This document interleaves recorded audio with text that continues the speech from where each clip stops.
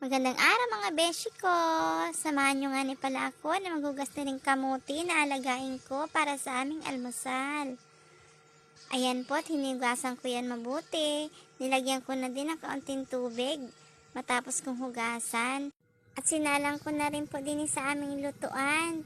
Konting hihip lang sa kahoy para mabilis maluto. At habang aning naluto yung aming kamote, ay nagyakag muna din si mama na ating daw namin yung saging. Hinabilin muna namin kay ate yung nalaga naming kamote. At pagdating namin din sa saging ay ayan, hindi pa naman pala pwedeng tibain at gawa ng mura pa siya o bata pa yung bunga. Tapos nakita namin ni mama na meron na naman pala kaming apusuan, kaya sabi ko, ako na ma, ako nang magapuso niyan. Tapos sa bandang baba nga ni, inatanaw ni mama na may isang buo daw na niyog, kaya kinuha ko na agad. Sabi ko nga ni ay maigi rin iring igat sa gulay.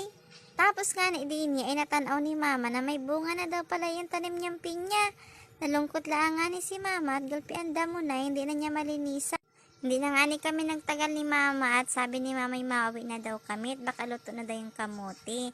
Ay iring nga ni ako naman habang daan ay nagalaro pa ako ni Ri. Sabi ko nga ni, mama, tingni pa, ang ganda ng bunga ni Ri, o, ang hugis baya ni Ri, parang puso ang bunga. Sabi nga ni mama, yun ako, huwag mo nang landiin yan, uwi na kita, at medyo nagutom na ako, baka pa magising na si Bibi. Kasi malikot nga ni ako, at tingit nakita ko naman ni Ri, ay, puno ng makahiya, at nilaro ko nga ni, at ako'y natutuwa din, at pag ginalaw mo man din ng kamay, ay natiklop.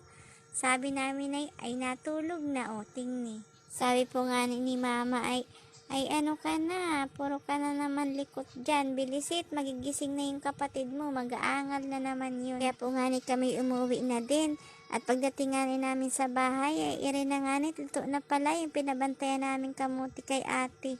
Nagtimpla nga ni agad ako dyan ng isang basong kape, at sabi ko, ma, mag-auna-una na akong kumain, talagang nagutom na ako.